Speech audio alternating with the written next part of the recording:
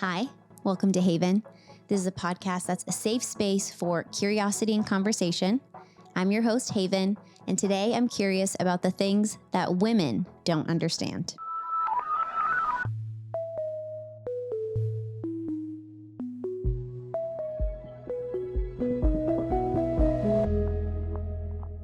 Things that women don't understand.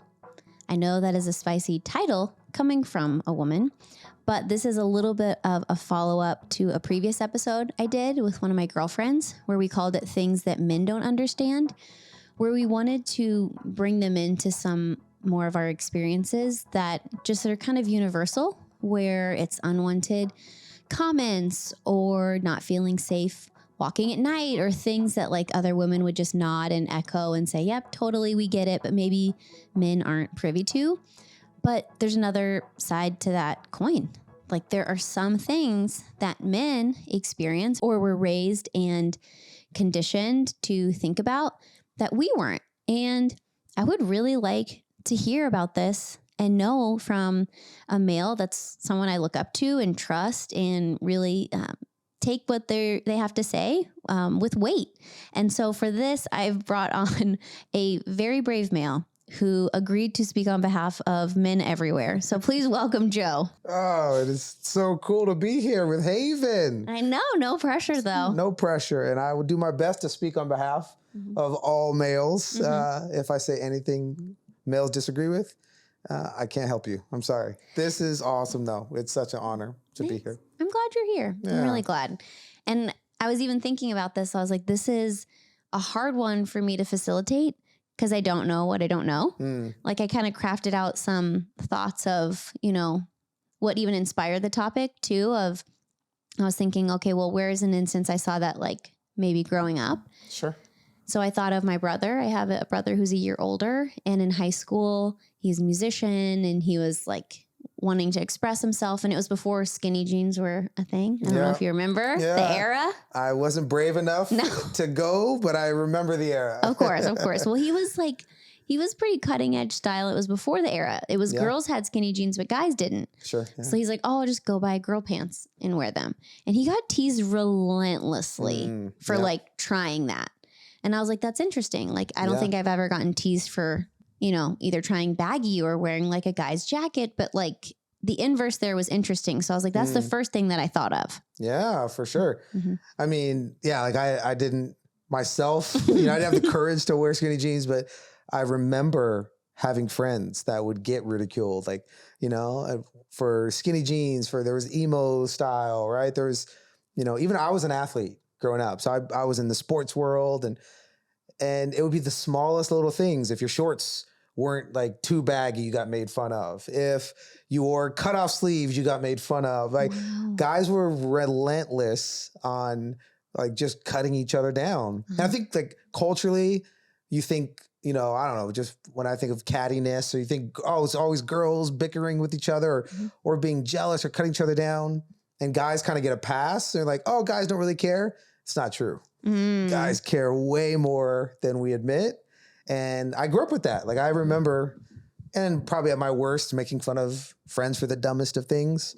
But also I remember getting made fun of for things that just felt so natural to you or even interesting to you. But my experience growing up as a man, as a male, is we have a really hard time understanding differences. Like people who are different than us, you know, things that are foreign to us, and especially in like a sports world, which was kind of I grew up in. So many guys who just get made fun of simply because they did something that was outside of the norm. And it's for me, it's been one of the things actually I just always had a hard time with, and I didn't resonate with, and I gravitated towards people that were different than me. You know, I think because I just saw how it would affect guys in a really negative light. And so I just think that's interesting that I think historically we think it's girls are the ones that get super jealous and cut each other down, but guys are just as ruthless. I never thought about it that way, but it's true. It's like they really do, like they would razz on each other for just like the silliest of things. And I wonder, how much of that is like cultural, where it's like, oh, everyone's making fun, like that's the way you connect, or how much of it is just like their own insecurities coming out, or like where's that based from? Oh, 100% insecurities. without question, you know? Like, and I think that's a human like experience. I love that you had an episode talking about, you know, what men don't understand and coming from that perspective. I love that, you know, you invited me to come on here and talk about, you know, what women don't understand, a different perspective. But what I think is really interesting is that there's way more things we have common in this conversation than we realize, right? It just maybe shows itself in a different light. But men, man, if we can keep it real, fellas, if we can have an honest conversation, we are some really insecure people sometimes. And I think that's a root of a lot. That's a root of anytime when you're talking about bullying, you're talking about razzing, you're talking about just cutting people down. I think it's hugely rooted in insecurities.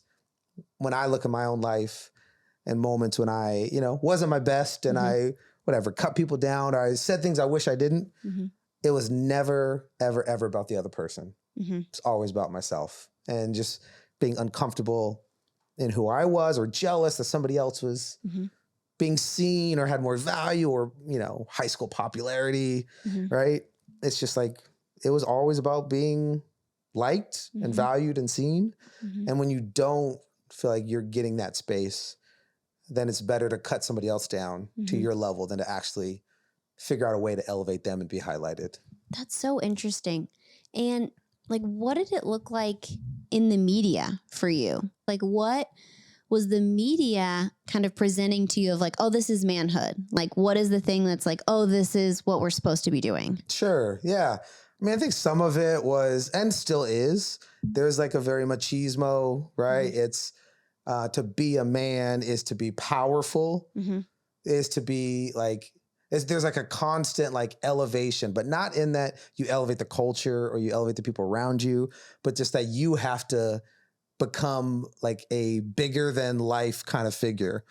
And I think it's just a misconception, or even it's a degree off, because I think the true value of what it means to be a man is not that you become bigger, but that you actually create a bigger world for others. And I don't think that's a common thing that we see in culture, right? That a man is really, it's about your ability to even suppress the people around you, that you become more as other people become less, you know?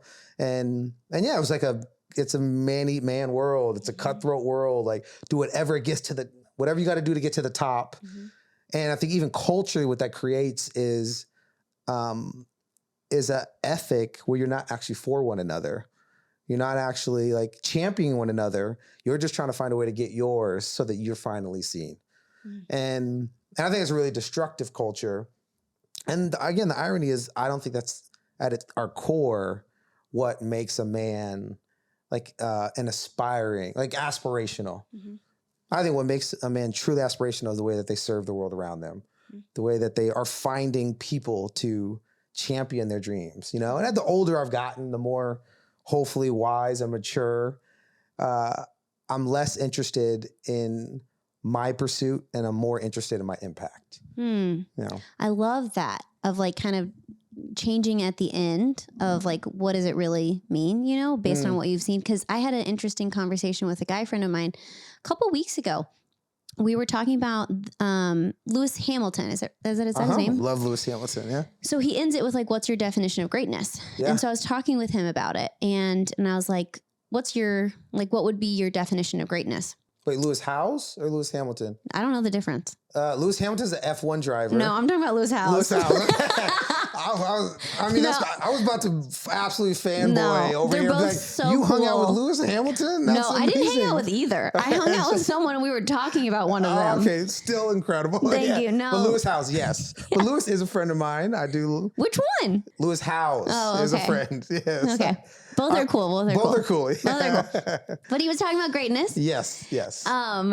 And I asked him, I was like, okay, well then what's your definition? Because we had both heard him, ask that question. And he actually was like really internally struggling. He was like, well, I'm really torn. He goes, because I always thought greatness was like Kobe Bryant. who was like obviously the greatest, but he was like a total asshole. Like, like as far as like that was his persona for a long, long time. He was like in high school, he said, I was behaving that way. He said, and I felt awful. He was like, I like bullied someone, like went too hard on them and made them upset. He goes, and I went home and cried.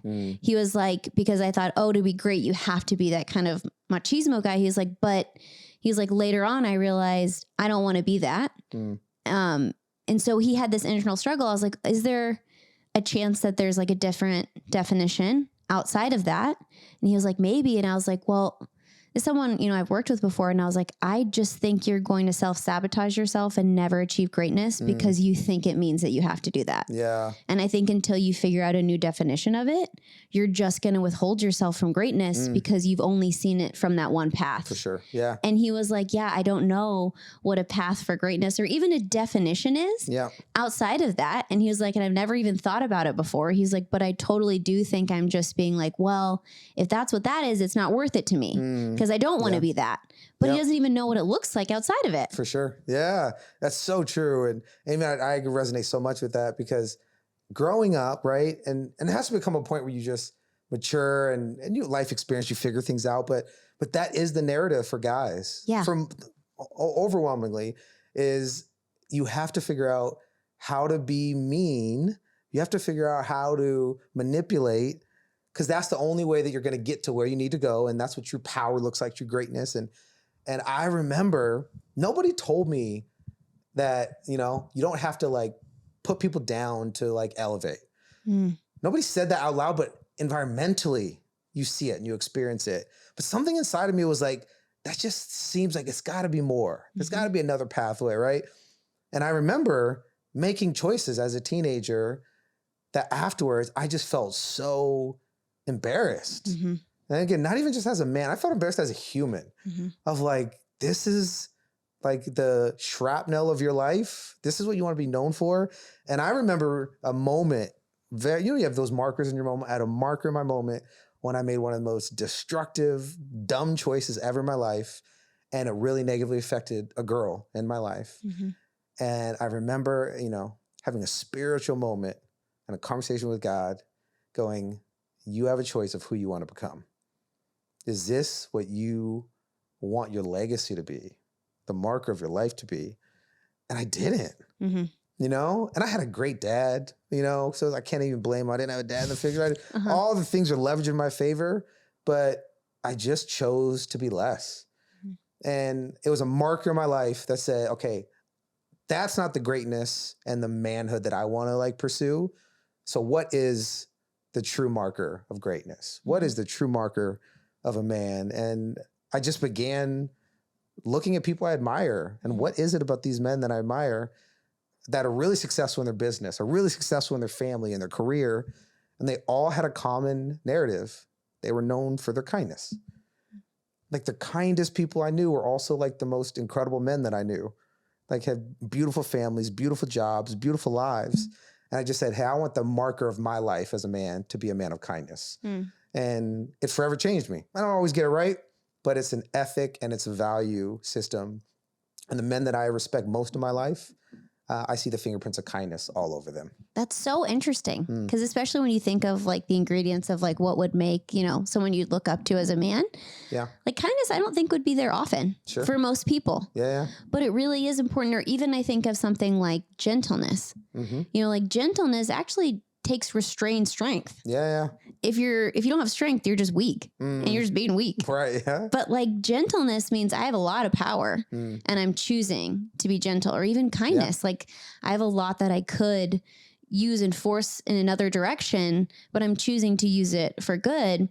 I think that's just not seen. I think a lot of it is this big grandiose out there, like power, strength, like success, or like whatever that definition of is. Like, I just don't know if so many people would give words to that, you know? And I think the media is also, not to paint it on there, but like, even like the billboards, we live in Hollywood, you know, it's like huge guns, explosions, you know, like insane stuff that's like, you don't see, it's like, that was a really kind man on that billboard, you know, like that's not the same movies that are oriented towards guys. So I feel like it's also what's getting fed out there is this kind of intense, like response that's polarizing in a different direction. For sure. Even, interesting. I just saw this clip a friend of mine posted on Instagram talking about Navy SEALs. And like, what is it? He's like, is there something about a certain individual that will determine whether they make it through training and they become a SEAL? And he said, I don't know necessarily there's a marker for how you can tell if they make it, but what I can tell you is I know what the guys that look like that don't make it. And he was saying the buff guys, the jocks, right? All the muscle meatheads. He's like, they don't make it. All the guys who like are power tripping and they want to tell people, everyone what to do, they don't make it. He's like, over and over and over again, you look at the SEALs that make it. A lot of them are skinny and scrawny. A lot of them are like, have gone through trauma, really deep things that should have affected them, and they shouldn't even be in the position to be a Navy SEAL. But there's something about that they dig deep, they have resiliency, they find that like extra, I'm not gonna quit. Mm-hmm. But he said the interesting aspect was they never dig deep for themselves. They dig deep so they have enough strength for their brother next to them to make it through. He said that's actually how SEALs make it through training, is when they realize that it's not about them, but it's actually about the SEALs, plural. I was like, dang, that's so interesting. At the most elite military unit, every guy that dreams growing up, I want to be a Navy SEAL, your ability to be resilient and to elevate and to become like the best version of yourself is related to actually your ability to serve the people around you. I was like, that should be the marker of true greatness as a man. That should be a marker of true greatness as a human, is that you do whatever it takes to make sure that we become more, not just I become more. I think it's so interesting hearing you say that, because I'm like Rolodexing in my head of like, oh my gosh, the best like husbands, the best fathers, the best coaches, the best like male like representation I've seen have done that. Yeah. Like absolutely. Sure. Like they really are more than just like operating more than just themselves. It's outside of themselves, and it's for like their family, like around them or their friends, or it's outside of just this mentality of I'm going to do this for me. Yeah. That's so interesting. Now a quick pause to hear from my sponsors. So, a fun fact about me. In college, I remember using a hack where I used to go to a maternity shop and buy maternity leggings to wear. Was I pregnant? No. Did I want to eat comfortably? Yes. And only after I started investigating my food choices and lifestyle did I realize that a continual bloat was actually not normal. Ritual literally created Symbiotic Plus with that weird gut stuff in mind. It contains clinically studied prebiotics, probiotics, and a postbiotic to support a balanced gut microbiome. Delayed release capsule designated to help survive the harsh conditions of the upper GI tract for delivery to the colon, an ideal place for probiotics to grow and thrive. It's an all-in-one single-nested minty capsule with no refrigeration needed, so it's easy to take with you when you travel. Symbiotic Plus and Ritual are here to celebrate, not hide your insides. There's no more shame in your gut game. That's why Ritual is offering my listeners 30% off during your first month. Visit ritual.com/haven to start Ritual or add Symbiotic Plus to your subscription today. This episode is brought to you by Efficienade. Efficienade offers fractional virtual assistants whose sole purpose is to help people who are making a difference. Are you bogged down in your email and still managing your own calendar? Delegating those tasks to a high-caliber career assistant can free you up to utilize your time towards the areas of your best and highest use, allowing you to focus on the areas you truly thrive in. Learn more at efficienade.com. That's efficient, AIDE.com. Okay, back to the episode. Pivoting a little bit, going into like what, because I didn't understand a lot of this, so I'm learning what I don't understand, Sure. which is interesting. But you have been married for how many years now? 12 years now. 12 years. Yes. Yep. 12 years. Crazy. What has come up where Beck was like, I didn't know that, or like, I didn't realize that men dealt with that? Like, has that come up over the years at all? Yeah, for sure. I could talk for hours about things that I've learned about her and women, but I know that's not what this podcast is for. Right. But one of the things that, because we and her are completely different in so many ways. We're similar and then different, all right? So one way, my wife is an external processor.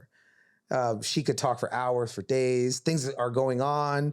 She's like, I just need to spit it out. I'm an internal processor. She's a high extrovert. I'm a high introvert. And early on in our marriage, some of the issues and conflicts that we would have would be related to, I'm figuring out what's going on in my mind. I'm figuring out how to articulate. I'm figuring out how to share, hey, this hurt me. And it's sad because growing up, that is one of the things that's very common, I think, with a lot of guys. We don't know what to do with our feelings. It's not that we don't have them. A lot of times we have more than women, you know, like our feelings are deep, but we don't know how to always articulate it. And it always also, or not always, but oftentimes the story and the narrative is if you lead with your emotions or your feelings, you're seen as weak, right? You're not manly. The only like approved ones were like angry. Yes. Angry or happy. Yep. Like anything else just wasn't really welcomed. For sure. And not knowing what to do with it, right? So it's like not even that, okay, how can I help Beck know what to do with it? A lot of times I didn't even know what to do with it.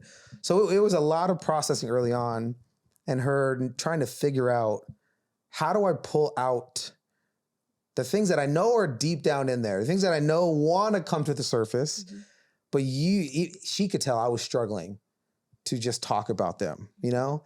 And so for me in our marriage, one of the challenges that I had to have was how to have language for her to access the parts of me that I didn't even know how to give her, if that makes sense. Sure. You know? And it would be like trigger words or phrases, or even it would be environments. So for us, because I didn't know how to say, I really need to talk to you about this, or I really hurt by this, or feel lonely or isolated. So the environment that we created was the car. So anytime we would come back from a date or from work, and we would be in the car together, if I didn't get out of the car, she knew, okay, he's ready to talk. Got it. And she would just listen, and I'd share a couple things, and then she would like sprinkle a little bit in. But she knew this was the time for me to share. And the car became our safe space for me to talk about my emotions. The car became the safe space to like fully process and go, okay, I'm inviting you into the struggles with work, with friends, with, you know, my own inner world. And we would just sit in the car and talk for hours. And it brought us so much closer as a couple. It's like little by little. Comes with guys, you just need like a catalyst. Just, again, the environment, a phrase, something that lets him know you can trust me with those deep parts of yourself that feel so scared, that feel bigger than you. And then when we have that space where we can trust, it comes out naturally and it just flows. That makes so much sense. Is there anything that Beck did in those moments, especially that she did say or maybe didn't say that helped like facilitate and foster that? Like when you were ready to open up, how could she help in that moment? Yeah, a huge thing was she would go opposite of her natural tendencies. She's an external processor. And normally when we would talk or communicate, it'd be 80-20 her. She talks 80, you know, I talk 20. And in those moments it would flip. She knew, okay, this is a moment where I'm just only going to talk 20% and I'm gonna listen. And she would just give me the space to never overshare, because I've never been an oversharer, but to be a like accurate sharer. And so that would be, and we even had that phrase, go against yourself. In our marriage, like those moments when you can sense the other person is reaching out to you. Sometimes you just have to have a different pitch, a different like frequency, where if you're the talker, this time be the listener. If you're the pursuer, this time be the receiver, you know, and just to go against your natural tendencies, and then it would create space for me to know. It's like the baton, you know, here you go, babe, you got it. And then whenever you're ready, you can pass it back to me, but I'm just here to let you fully discover who you are and to share what you're learning. I think that's really special. I like even the catalyst of like the car is the space or the phrase or whatever. For Aaron and I, we used to love to walk together. Like we used to live in a really beautiful neighborhood and we would just walk. And there's something about even like the not having the direct eye contact where it's just less pressure. Things come up so naturally. And I remember one conversation, especially where I was pregnant with our first baby. We'd gotten some pretty scary news about her health, and they had thrown around the word of like a possibility of like a stillborn. And I remember I was just like, that kind of hit me like a ton of bricks. Like we had a plan in place so it wouldn't happen and all of these kind of contingencies, but that word really rattled me. And so I remember Aaron and I was like, let's go on a walk. So we're going on a walk, and it was about like a mile and a half to go get him Tugger, which was the coffee shop we would go to. Yep, 100%. Yeah. Mile and a half there, mile and a half back. And it's like, we're slow walkers. You know, it's I liked to walk by like honeysuckle and lavender. Like we went the long way. Yes. This whole walk, And Aaron knew this information. He is telling me about his experience the night before with his friends where they did a Jurassic Park escape room. And he's talking this whole time. And in my head, I'm like, are you kidding me? Like our unborn child is in dire straits and he's going on and then a dinosaur came out and it was awesome. And, Colin got scared or something. And I just was in my head steaming because I had something I wanted to, talk about, but I of course was like, tell me about you, and and then I got mad that he was not feeling the same way. And so I remember we got coffee and I was like, hey bro, like, I can't believe we're not talking about this. I don't know how it didn't come up. I was like, I'm feeling really scared and overwhelmed. And like, this is like something that I feel out of control. And he's like, that's so interesting. He was like, of course I want to be there for you. He's like, for me, he was like, we'll cross that bridge when we come to it. He was like, God forbid, I hope it doesn't get to the place of stillborn. But even if our child has like a disability, like we'll love this child. This is our child. Even if our child has XYZ, he's like, we're going to face it together. He's like, so for me, like I haven't gotten to that point of, needing to like go into it. Like we have the information, like we know what's going to happen. Yeah. And I think I even in that moment realized like, oh, just because you're not processing like me or even having the same needs or the same end game, like it doesn't need this slap of like, you're not caring about our child, you do. Sure. You're just more of like an anchor in this moment and I need to go. And I feel like sometimes, especially like if we're going gender dynamics of male and female, sometimes we can be like, oh, it's wrong that you're not processing the level that Beck is. Yeah, right. I could see how she could fall into that trap of being like, you need to do it like me because that's what I do. Sure, yeah. Or vice versa. I could have seen even Aaron in our scenario being like, why would you worry? We have all these things, like it's going to be okay. But so much of it too in relationship is just being like, well, I'm going to welcome where you are. Yeah. And I'm not going to try and change where it is, but it needs to be a safe environment to say where you are. Yeah. And I love that example. And as you're describing, because the beauty of like when you have a healthy relationship and is because you want to know, how do I access that gold in the other person, right? So even that instance that if you wouldn't have had the courage to like, be honest about, hey, I'm really upset or like frustrated. Or like, do you know how serious this is? Because you could internalize that or just be angry and bitter. And like, this guy, I can't believe he doesn't understand, right? Fill in the blank. But because you have the type of relationship where you can be honest about how you're feeling, or you can engage conflict in a healthy way, then you're able to access some really beautiful insights that maybe you wouldn't have been able to before of like, oh, this is why it's not coming. That's why he can talk about dinosaurs is because not because he doesn't care, but he's an anchor, like he can ground me. And like, that's like with me and Beck, there's so many moments when I cause I'm a conflict avoider. I'm a people pleaser, and I'm a sweep it under the rug. No big deal until it comes out. Right. But my wife is the opposite. But every single time when we have conflict that's healthy and it draws us together, when I can be honest, but hey, this is how I'm feeling about this thing, the response that she brings is a perspective and an insight that is so beautiful and so powerful that changes me from the inside out that I wouldn't have been able to access or wouldn't have been able to see if I wasn't willing to engage in the conflict, And I just think it's such a great testament to, everybody looks up to you and Aaron anyway in your marriage and what you guys have, but it's rare and special how you have postured yourself to learn so much from each other. And I think that's what's helped elevate your marriage in a really beautiful way. Thank you. I love Aaron. Shout out. We were talking about conflict. It made me think of something interesting where the popular show Bachelor, Bachelorette, they have way less viewership when it's a bachelorette.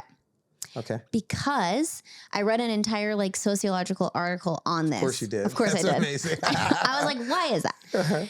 And it's because that men fight more visibly. Like they will like get up in each other's faces. Yeah. They'll actually get like loud. Like they may even like have physical altercations. Sure. Where when it's a bachelor, like women are fighting with undertones. You know what I mean? Those are in the confessionals. Right. Those are in the glances. Sure. And for the viewership being primarily female, it's like, that's more interesting. Like it's not really interesting for us to watch people like punch each other. Totally. Yeah. But like that is like the drawing of like the viewership of like, oh, men are even behaving differently in conflict. So what's something that you've maybe like seen or observed of like males in conflict where it's like either you had to unlearn it or something where you were like, well, this is what we were told like male conflict looked like. Right. And that's like because for us as females, a lot of it like is in the undertones. It's in the side talks. It's in like, at least in elementary school, you see it of like, oh, you can't sit with us. Or, you know, it's like, oh, wrong lunchbox today. Like just so subtle and harsh in these little girls. But like, what did that look like for boys? Yeah. I'll give you some of my experience in the sports world and the athletic, right? So the thing about guys is really interesting because right, it's more physical, the conflict. It's more getting each other's face. There's not maybe as much subtlety that is perceived, but it's there. So what I would notice with my friends, right, is you sabotage each other and you get mad at each other and you punish each other through what you have power in that environment, and we would not pass the ball to the guy. Interesting. Who was interested in the same girl as us. We would not block for the quarterback who's getting all the shine that everybody is like loving too much because guys are subtle because we don't know how to say what we really mean until rather than say it, we sabotage. And you still see it, right? And you think, oh, it was just elementary school yard. It was just the middle school playground. No, it happens still in professional sports today. That you can see the dynamics. You know when a team has unhealthy culture and all the subtlety. Not in the scoreboard, right? Not in the wins and losses. So often you see it in the press conferences, how they talk about each other. You see it in the game film where it looks like there was just an incomplete pass, but you realize, oh, the reason is because this guy didn't block for that guy. And then you find out later that there's drama and conflict. And so it's interesting that guys are just as subtle, just as conniving, like, because there are things that are different between men and women, but there's so many things that are the same. I was going to say, when you're talking, it goes back to your point of like, so much is the same. Yeah. It's just a different like lens of like what you're looking at and how it is expressed. Absolutely. Yeah. That is so interesting. I mean, yeah, I guess sports are your version of, Bachelor, Bachelorette. For sure. It is like when I speak, I give so many sports references and people are like, hey, I have to filter it through my like Bachelor, Bachelorette. So sometimes I'll bring up a Bachelor reference. I'll just have to ask a friend. Totally. How does this, Laker insight relate to Bachelor in Paradise? That's how I feel even on this podcast. I'm like, all of my examples in this phase of my life is like motherhood. Yeah. I'm like, all of my examples are either about my kids or a babysitter or me and Aaron talking about our kids. It's just so like right in front of your face. That's how you kind of see through the lens of everything. But speaking of parenthood, of the difference, it came up in the last episode or when we were talking about like what men don't understand of like the differences of even parenthood, where like they say working mom. And like, you don't hear someone say the phrase working dad. Yeah. It's just dad. Sure. So, but I know that there's the other side of that too, where there was a study that said millennial dads are spending 3 times more time with their children than past generations. Right. Yeah. And even when my mom comes in town, she's like, there's so many dads at the park. Yeah. She's like, that wasn't a thing. She's like, you see dads around. So I think dads are like either being more visible or more involved than before, but it still is different. Like, what is the same but different version of that for you? Sure. Oh, that's interesting. That's an interesting question. Yeah. Because it's true. You do see more. It's what seemingly there's more dads involved. And hopefully that is true. I don't know the statistics on it. But what I do know is I have a lot of friends that are dads now that didn't have a dad growing up. And I think it's actually a great indication of like a healthy progression with men and responsibilities and as a father, because I think a lot of times, and then maybe in the past, maybe baby boomer, previous generation, it was cyclical. Your dad wasn't in the picture, and then you had kids and you weren't in the picture. And then your kids, they had kids and they're not, and it was just this cycle that kept going.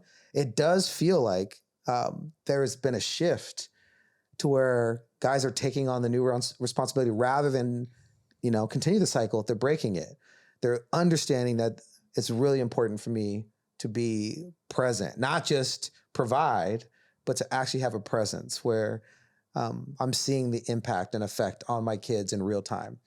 And it's interesting now with there's probably more dads who are working dads, stay-at-home dads, or whatever language you put to it. But I hope it's because we as a, gender, as a male, conglomerate have understood that the world doesn't just need women to elevate. We also need men to elevate. Like that's the thing, even with, I love that there's been shifts in positions of power where women are being entrusted with more. And there's still so much more that as a society, as a culture, we need to improve in that area. I love that. But I never want us to be the type of people or culture where we think it has to be like a tit for tat. Like now it's your turn, and so we have to take a back seat. I think it's really beautiful. We have a most powerful culture when we're elevating together, when we're valuing that mom can be just as much of a boss at home with her kids, and as a mom that is so aspirational in the same way she can be in the boardroom as a CEO, and that both have infinite value and that both are extremely necessary. Totally. Yeah. And even as you're talking, I think so much of that is just like the language that we're using too, of like my friends who are stay-at-home moms. It's like, oh, do you work outside the home? Because the assumption is you're working inside the home. For sure. Or even the dads, it's like when a mom goes away, the dad's not babysitting. Yeah. He's not babysitting his own kids. For sure. I got in trouble with that early on. I had a whole daddy daycare thing. And Beck was like, no, it's not daddy daycare. It's just called dad. Totally, though. It's nothing separate. I was like, you're right. I apologize. It is true. Or even like to the flip side of whenever one of the clips that we did talking about stay-at-home parents, we like midway through said stay-at-home parents, but at first it was stay-at-home moms. And I got a lot of comments where like, hey, I appreciated that you said parent. Like I'm a stay-at-home dad. Yeah. And like, I think it'd be the same equivalent of, a working mom, stay-at-home dad. Like just because you don't see it often enough, like they're involved and they're there. Yeah. And it is like the visibility is helpful and it's the elevating everything. I really like that part. Yeah. Do you want to go into some short form questions? Yeah. Okay. I love it. So what's your take that little girls can wear superhero costumes, but boys are like less welcome for princess dresses and painted nails? Sure, yeah. So we make it spicy. I know. I'm going to start off a hot one. Yeah. This is a very interesting and topical conversation, right? Especially in LA. And I think it's crazy that we would fight over so many things with gender norms that like girls can't wear superhero costumes or girls can't wear construction costumes or you have to like stay in your lane. Like, especially when it comes with kids, like kids will be kids, right? Or if a boy wants to wear on a dress, princess thing, like what's the big issue? I don't think it's a big issue, but like with my kids, I've got 3 boys and I want to make sure that everything that I'm doing is letting them know that you have the freedom to be who you were created to be as young Zai, young Indy, young River, that there's a uniqueness about you that's going to be expressed differently. And all 3 of my boys are so different.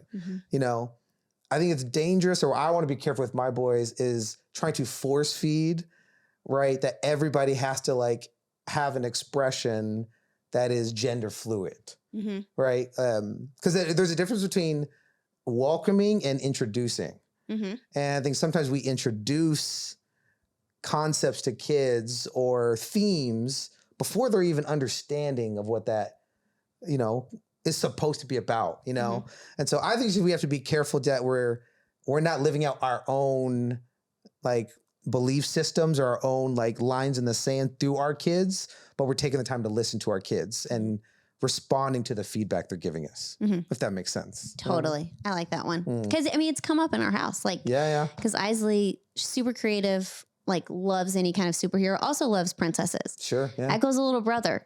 She's wearing a princess dress. He's like, get me one too. Yeah. And I remember talking to one of our other friends who has like an older like girl, younger boy. She was like, oh, the little brothers, like they really do just follow what the sisters are doing. Yep. And I was like, I think it'd be a little more intense if I was like, no, don't do that. Like, and put a connotation of like, oh, like that's so wrong. It's okay for her, but not for you. Or I think about like me growing up, I was a huge tomboy. Yeah. Like I didn't want to wear girl clothes. Like I didn't find it interesting. My mom and I would bargain where if I had to wear a dress, it would be all denim. Because like that was in my head where I was like, that's like the less girly version of a dress. But it's right. I like the idea of like just welcoming versus introducing, where these like this is us. These are our children, and kind of trying to see. But I do think it's interesting, though, societally, that like one was welcomed a long time ago, and then the other one is only most recently being at least more of an understood kind of norm. Sure. Do you, as a male, feel like a burden to be a provider?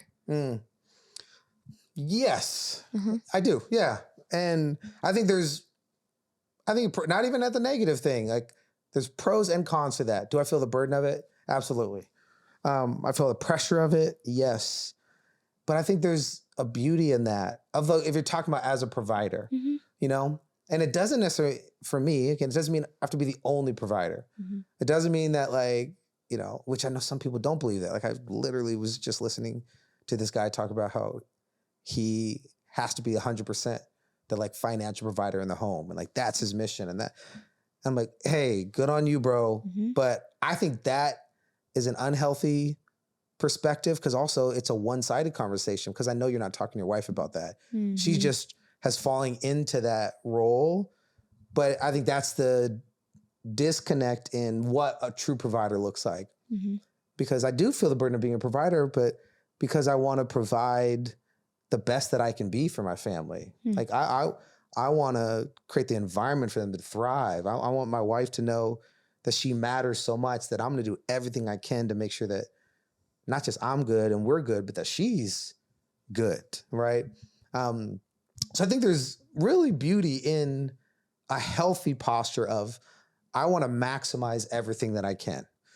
But then I also, again, as a provider, I want to do everything I can to make sure that my wife has the space to be all that she was created to be, to pursue the things that she loves to do, and to be a provider financially, emotionally, spiritually, all those things.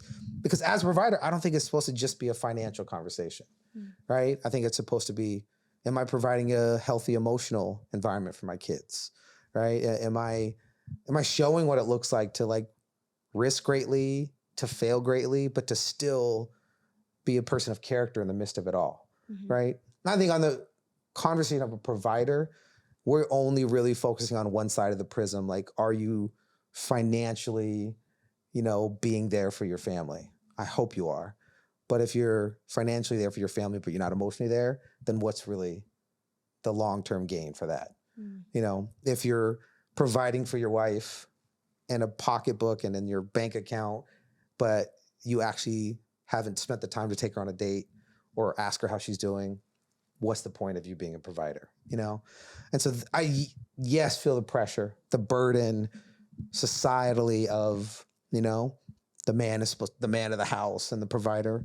But I try to take it on with the positive attributes of just, am I doing everything I can to squeeze out every ounce of talent, gifting, sacrifice, ambition, right? And then I'm providing the best space for my kids to know this is what it looks like to be your best self. I did not expect that answer. That was really, really beautiful. Oh, thank you. Yeah. I enjoyed that take on it. Good representation of the male species. Yeah, we got one at least. Got one. Okay. What is bro code? Yes, I love that. We're going to introduce bro code to the ladies. Maybe I'm breaking bro code by talking about bro code. It is a ridiculously dysfunctional ethic that you break bro code basically if you snitch on your boys that are doing terribly destructive things. That we value more the loyalty of not calling you to more, or not like keeping you accountable for your decisions, more than actually helping each other make healthy decisions. And guys will get ridiculed. And this isn't about whatever, snitching or telling on people or being but I'm more of like, when you talk about bro code and you know, what happens in Vegas stays in Vegas. Like, I didn't grow up with that. So everybody listening, I never went to Vegas. I didn't party, go crazy. But when the idea of what happens in Vegas stays in Vegas is, you can be your most destructive self and I won't keep you accountable. And that part of bro code is really destructive. I think bro code should be, no, my job as your bro is to make sure that in my presence, I'm never going to let you settle for less. Like in my, you know, proximity and our relationship, I'm not going to let you cheat on your wife and act like that's okay. I'm not going to let you like talk about your kids in a negative light and not me call you out. The danger about bro code and that, snitching mindset is that we're okay with being the least version of ourselves and acting like that's what true brotherhood looks like. And that's just, for me, that's not true brotherhood. That's cowardice. True brotherhood is, I'm gonna have a hard conversation with you and I'm not gonna let you settle for this version of you because I know there's more in you. And as your bro, I'm gonna have you hate me for this season, and even the snitching thing, right? When people go through stuff and they come and talk to me, I've got friends that are honest about stuff. I always go, hey, I'm not gonna tell before you do. I'm gonna give you space if you don't have the courage to share, because not only do I love you, but I love your sister. I love my sister. Mm-hmm.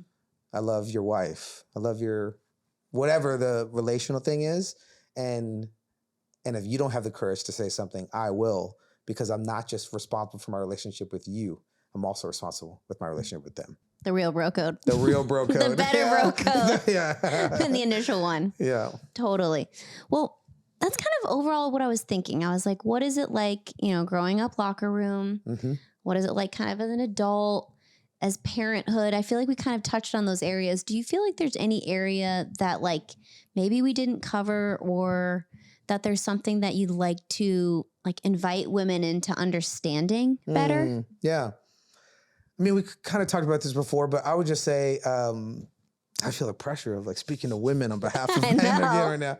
But our silence is not a sign of disinterest. We just have a really hard time as a whole sharing what's deep down. And so if we're silent, if we're quiet, if it feels like we're distant, we're not. We're just less courageous than you. And so just finding those ways to pull out those feelings, those emotions, right? Because they're there. And that's the thing, is we want to share them. We desperately want to like articulate. It just is in a lot of ways, it feels like writing with our opposite hand. And so if there's a guy in your life, relationally, like intimately, or even family, just learning ways to help create space for him to know that he can be vulnerable, he can be fragile, he can not have it all together. Because that's one of the lies about, being a man as you grow up, is you feel like you just have to act like you have it all together. Yeah, you have to act like there's no crevices, there's no cracks. Like faults and mistakes are, because we also have a narrative in our head and a voice in our head that is like, oh, they're going to figure out who you truly are. They're going to truly see how weak you are. And it's just that's where the machismo spirit comes from, is because we're all just pretending. We're all just trying to act like we're perfect. And so ladies, I would say just finding ways to remind the people in your life, the men in your life, that you don't have to be anything other than your most authentic self. And when we feel that, when we have that trust, when we have that space, there's nothing more bonding. Just my own personal experience. There's nothing that bonds me more to my wife, towards my mom, towards the women that are close to me, when I feel like I can share my weaknesses with them. Mm-hmm. Like, it's a weird thing that I feel stronger when I can finally articulate how weak I truly feel. And just giving us space to figure out the words and the language to just be honest about where we're at. Because we know that keeping it in here kills us from the inside out. And so we desperately want to find a way to share it with the world around us. So just be kind, be welcoming, create space, find your car in the driveway or your walk in Larchmont. Find your space to let them know you don't got to pretend here. You can just be you.